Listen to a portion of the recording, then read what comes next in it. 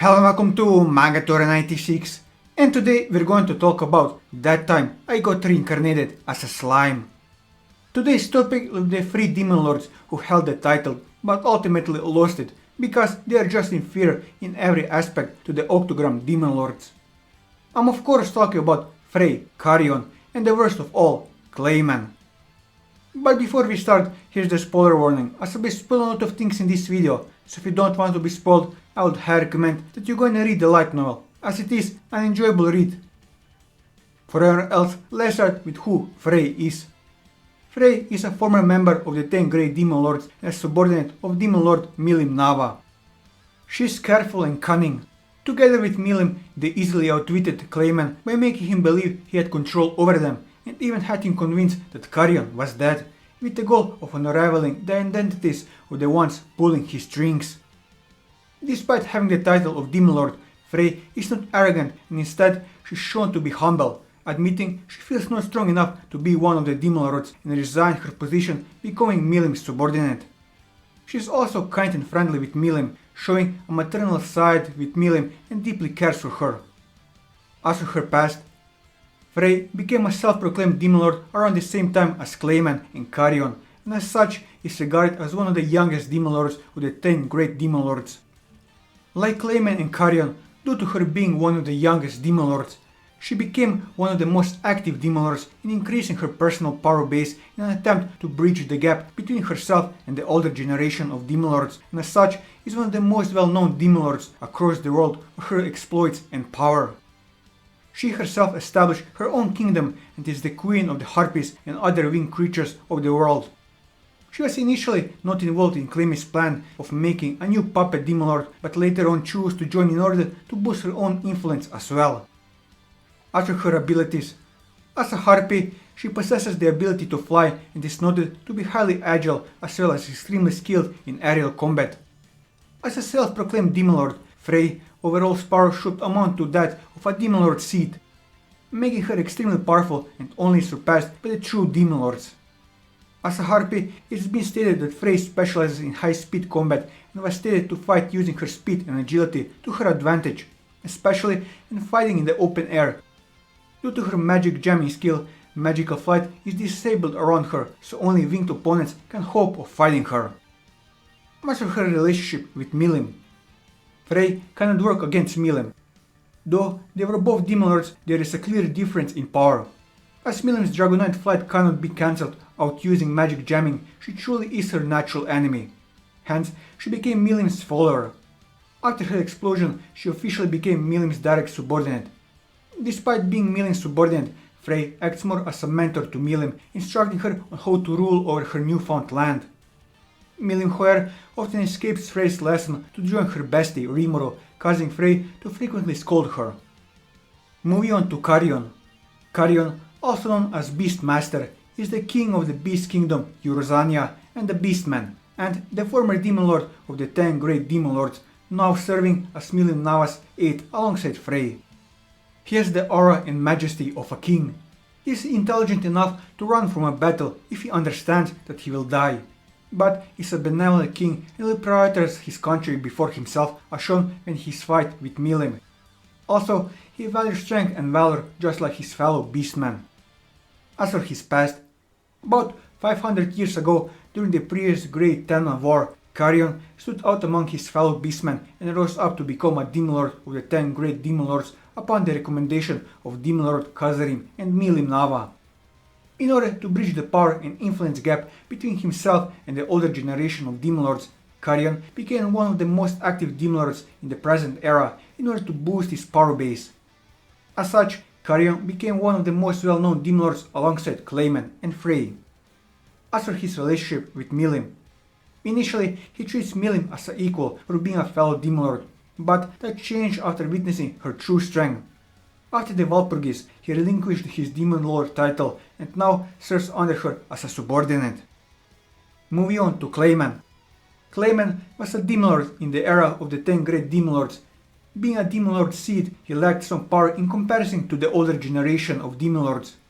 He was considered a ghastly man and famous for his acts of manipulating his subordinates and others like dolls. He was a cunning and manipulative Demon Lord, preferring to manipulate things in the background rather than getting into conflict himself. He specializes in intelligence gathering with the use of his ability in order to perfect his schemes to obtain more power. Clayman treated his subordinates and those he considered below him very poorly, and would throw away those who were no longer useful to him and force others to submit using his unique skill. He was also very stubborn and prideful, refusing to admit when he made errors but put in evidence in his plots, and every Demon Lord was aware of his conspiracy to become a true Demon Lord. He also never liked to say his opinion of his fellow Demon Lords when Millim was mind controlled. Only then he started to insult her and said his personal opinion of Millim, showing that Clayman was also a coward. As seen in his actions and noted by his creator and comrades, Clayman was noted to be quite arrogant and overconfident in his abilities when things seemed like they were going according to his plan, as seen when he made several tactical errors during his plot against Rimuru and Tempest, such as assuming he had successfully mind-controlled Millim, despite her being infamous for being uncontrollable, assuming that Frey was his ally loyal to him alone and believed that he was powerful enough to overpower Rimuru and Shion due to his supposed control over Millim. This personality trait was noted by both Kazarim and Laplace to be one of the most prevailing traits despite their warnings for him to adjust it. However, Clayman was very gentle and considerate towards those who he considered his friends and comrades such as the moderate Herculean Alliance. He also respected and followed his superior's orders with absolute loyalty. This is seen during his final moments when he refused to divulge any information of his superior or his comrades during his final stand against Rimuru, despite being treated with a complete and utter erection of his soul, with Raphael acknowledging and calculating that it will be extremely difficult to get Clayman to talk. As for his past, Clayman was created by the cursed lord Kazalim as a walking dead many years ago to be part of the moderate Herculean Alliance known as the Crazed Clown. Kazalim himself personally designed Clayman to be a tactical commander and a schemer similar to himself and created him for the express purpose of turning him into a Demon Lord. 300 years ago, he became one of the 10 great Demon Lords with Kagali's help in order to increase his own influence in the Demon Lord Council. The moment he became a Demon Lord, he began hunting down Magins and monsters to steal their hearts. Making them swear loyalty to him, he inscribed a curse onto their hearts, making them his eternal servants. That's how Five Fingers was born, containing cursed pet nine-head beast Immortal King Aldalman, Top Lieutenant Yamaza, Witch Muran, and spy intelligence collector Harpy Pirone. Eventually, his master was killed and replaced by Leon Cromwell. With Kazalim gone, Clayman had to take over his demon puppet nation G-Staff and all of his remaining forces. He hadn't received any word from his for a long time, but still considered himself to be a subordinate of Kazalim. He still continued working on his goals while still waiting for his mentor's eventual return. He also tried many times to get revenge on Leon by assassinating him. He was hiring a different mercenaries, although they all failed. Clayman, alongside Carrion and Frey, were considered the new generation Demon Lords, so they would work together in order to expand and increase influence and power base. Their goal was also to bridge the gap of power between them and the older generation Demon Lords.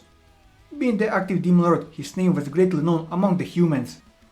Clayman was close enough to taking over the entire world, and it was all through his trading relationship, which generally most Demon Lords won't do. He was the wealthiest among all the Demon Lords, and his wealth did not only come from trading, but from the artifacts that were buried beneath the ruins of Amireta, which ultimately made him a powerful foe politically and economically. Damrat states that Demon Lord Clayman was a valuable trading asset for the Eastern Empire, until he met a mysterious patron who offered the resurrection of Kagali in exchange of moderate Herculean Alliance's help in taking over the world. After his relationship with Frey, Frey was one of the Demon Lords to rise at around the same time as Clayman. Together with Carrion and Frey, Clayman was counted as one of the youngest Demon Lords and was one of the most active alongside them. Because of this, Clayman was shown to work together with her in order to increase their power base, as seen when they had collaborated to create the Orc Lord in order to create and put a puppet Demon Lord into the Demon Lord Council to increase their collective power over the older generation of Demon Lords. He would also team up with Frey in order to take control of Milim by having her give Milim a magical circlet pendant in the anime filled with mind control magic, with the latter promising her supreme power over the skies by teaming up together. As seen from his behavior with Frey during the Walpurgis, Clayman was under the impression that he was the dominant one in their partnership and he could perfectly control Frey. That would later come back to haunt him, as Frey revealed her betrayal and true loyalties to Milim, resulting in Clayman being cornered and humiliated upon realizing he was the one being manipulated then. As for his relationship with Kagali, Clayman's master and creator, Kagali, was the one who inducted him into the Demon Lord organization 300 years ago by undertaking his claim. Even after becoming a Demon Lord, Clayman still moved following his instructions and still considered himself to be Khazarim's subordinate, despite them not technically being equals as Demon Lords.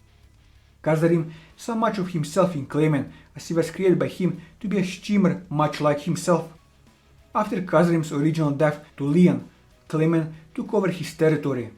He himself was stated to have never truly considered these territories to be his, but rather Khazarim's, and simply took care of them until his master's return. With this, I covered everything that I wanted to cover on Frey, Carrion and Clayman. And that will be all for this video. If you like this video, leave a like, leave your thoughts in the comments below, or subscribe to the channel for more manga reviews and One Piece content. And until next time, take care.